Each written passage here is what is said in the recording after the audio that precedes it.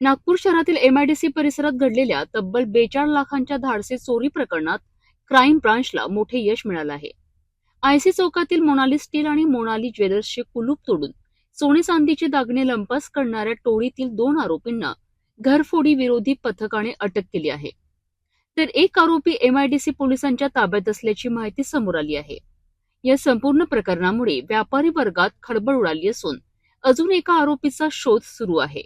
नागपूरच्या एमआयडीसी परिसरातील आयसी चौक येथे काही दिवसांपूर्वी मोनाली स्टील आणि मोनाली ज्वेलर्सच्या दुकानांचे कुलूप तोडून अज्ञात चोरट्यांनी तब्बल 42 लाख रुपयांचे सोने चांदीचे दागिने चोरून नेले होते.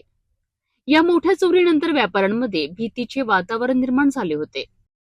घटनेची गंभीर दखल घेत क्राईम ब्रांचच्या घरफोडी विरोधी पथकाने तपासाची चक्रे वेगाने फिरवलीत. परिसरातील सीसीटीव्ही फुटेज, तांत्रिक तपास आणि गुप्त माहितीच्या आधारे पोलिसांनी 2 संशयित आरोपींना ताब्यात घेतले.